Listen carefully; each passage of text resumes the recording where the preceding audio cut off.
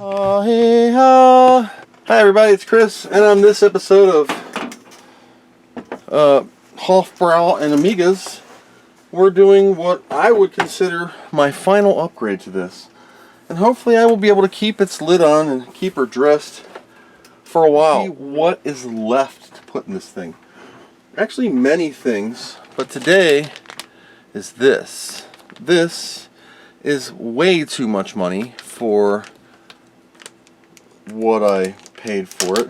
This is a DKB MegaChip. This is the MegaChip 2500. This is the one that takes the 8375 390544-02 for NTSC agnus chip RAM. It has this weird socket thing and a pin is broke off. What? If this doesn't work because of that, I'm going to be pretty pissed. I don't know if it's supposed to be that way. It doesn't look like it had a pin in it. We'll find out. So anyway, I'm not going to bore you with, you know, what this is. You know what it is. It has one MegaChip, ECS Denise, ECS, full ECS chipset, 8372 Alpha, Agnus, 1 meg at the moment. But I got all this crap in the way, and she sits down beneath all this, so this whole endeavor has to come out. So let me pause it, zap to the future, and we'll be apart. For me, it's going to be a couple wobble pops and like 10 or 15 minutes. So here we are with that mess removed. I did carefully unplug my CD-ROM header that I soldered in there, and I did want to give you an update on that. I grounded it out right to the ground point there. Really great job, but it works. So here she is right here. This is the Vampire HDMI cable. I just have her on a pass-through, so I'm ever so carefully going to remove that and just, you can plug it out of the back too. This is just a 3D printed Ghetto brand SD card, ribbon, and HDMI coupler. That way on the back it gives me an actual SD card slot. It runs in a ribbon cable up through this fancy cable management to that thing, and we can take that bag out for now. This is just a cheap Chinesium SD to 44 on the Vampire, and I have a light, my Commodore light for the hard drive, wired into the pins on the Vampire. I just soldered them to the IDE points. I forget which ones it is. It is in a previous video. So I need to remove her, and to get this out carefully I'm going to use a PLCC extractor. Alright, so it looks like this. This is a PLCC extractor. You've seen me use it before.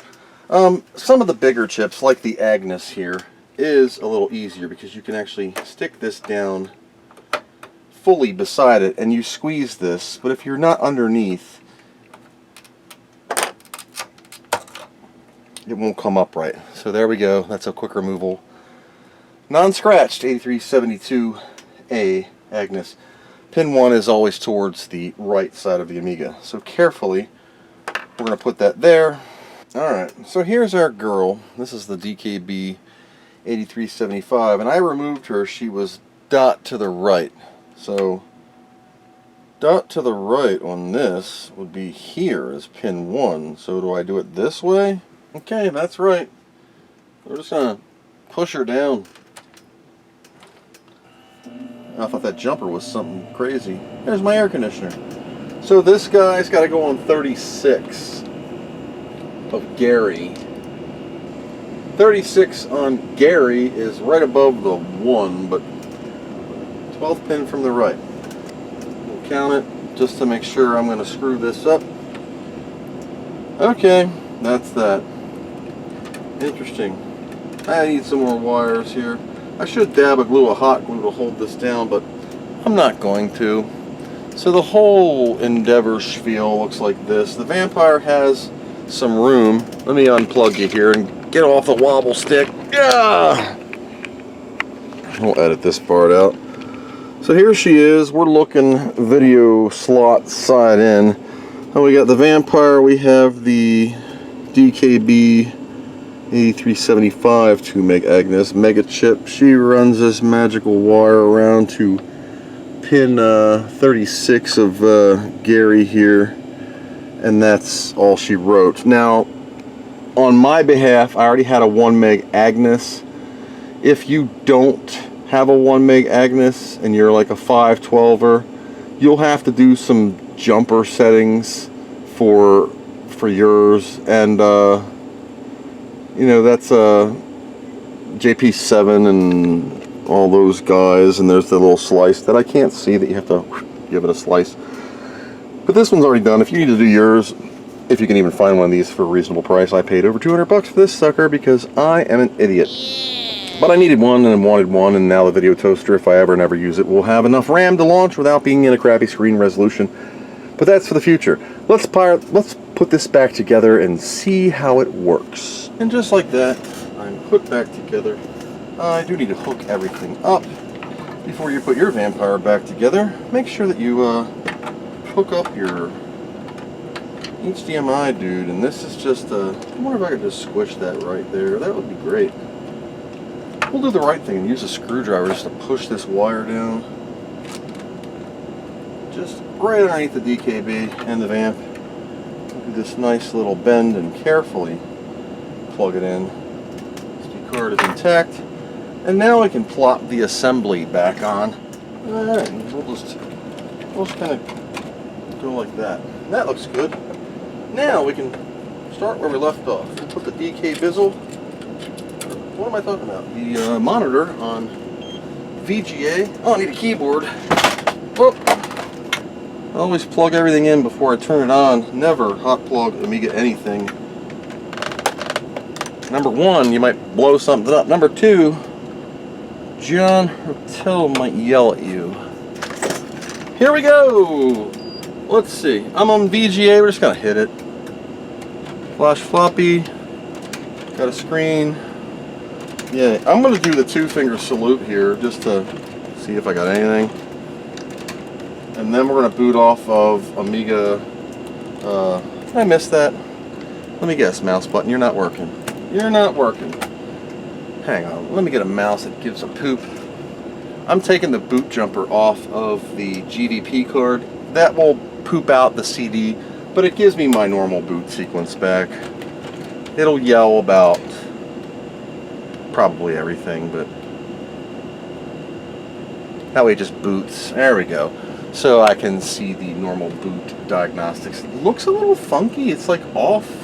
Can you auto adjust there? Remember, I was playing with, well, that's not what I need. I was playing with other dudes. That sounds wrong. I wasn't playing with other dudes. I was playing with other displays, and it shoved it off to the side, although that did sound really funny. And we'll see if she says 2 on the MBs. This was only 1/2 a wobble pop. It's not bad.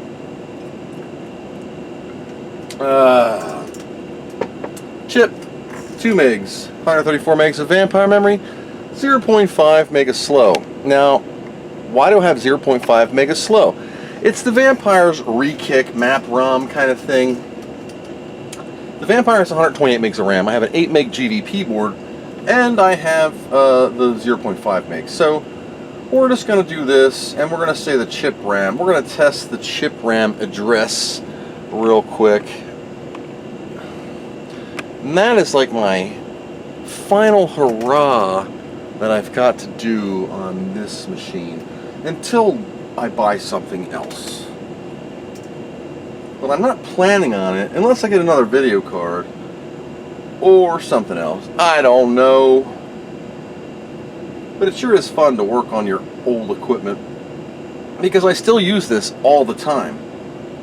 Well, I guess it's done because I'm sitting here yapping and it's it tested fine. So 2 MegaChip, 8 meg on the GVP card, 0.5 meg on the Vampire slow, and 126.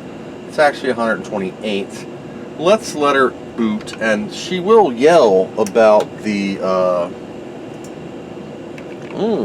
she's gonna yell about all the CDs because I unplugged the boot ROM thing, but I'm just letting it load off of its own goodness right now because the GVP does extend its boot time. So let's go and let's see what she does. Booting, and here it goes. It's loading off the thing. It might be an HDMI. I'm not sure. It probably is.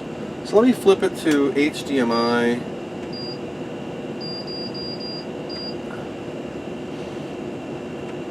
We'll see what we get. Did I plug in the HDMI? No, I did not. So that's always helpful. I see a 1. What is this? Ugh. That's not it. There we go. You shouldn't do this. HDMI. Okay, so like I said, it's going to yell about the CDs. Yep, great. Okay, I don't know why that loads. So now, can you... Let's zoom up to the top. Chip RAM 1.9, fast RAM 118. I lose a little bit because, like, the backdrop, the super duper freaking resolution, which I don't even know what I'm in. Let's see, press S screen mode. I am in 1280 by 800 with a maximum resolution of 2048 by 2048. So 1280 by 8 is what I'm currently rocking, and it works well. This is the Dell U2410F of backdrops, but you can also use workbench pattern and clear it back to nothing. So we're just going to go back to pattern and say test. So and I'm going to do the Windows also to just a pattern and say test. And then we'll just say use. That gives you chip RAM back. And now we are at 1.9. We're only using 60K, 600, 300. You know, math. We're only using a little bit of chip RAM here. And we're back in action. So that is my newly acquired, to me, 1992 DKB MegaChip that I paid way too much money for. You don't see them come up that often. I do have the 8372B model with no agnus. That's kind of a stink because they're impossible to find. If you don't know, that is the agnus out of an Amiga 3000. While I have an Amiga 3000, and I have seen people mod the Amiga 3000 to take the 1 meg 8372 alphas and still function. I don't know how. I have to look that one up. And I asked the person who I saw it in, and it was a working machine. It was crazy. I'm like, I thought you couldn't use any other agnus in that because of the SCSI device and whatever else. I don't know, but it works. So that's an idea, to get another 2 meg machine, and you just rock a 1 meg chip in the 3000. I mean, I don't know. 2000 is my workhorse. She's got 2 megs of chip RAM. I can now run the video toaster without dumping down the graphics into something total ridiculous. I do have the monitors rocking now, and I even have this humongous, not humongous, but 19-inch Magnavox television that I got for my 21st birthday. And she's a tuber, but that would work good for a, hey, where are you going? That would work good for a video preview monitor. That's cool. So that's all I got for now. This has been another Amiga short, and that's how you plop 2 megs of chip RAM into an Amiga 2000 with a Vampire, and luckily she still fits. I didn't have to move anything around. The Gary 36 pin, spot on. We're good to go. So once again, I'll put the cover back on here. We'll get her all sorted, bottled up, until the next time we open her up to put something else that I acquire. Thank you for watching, and I hope you learned something.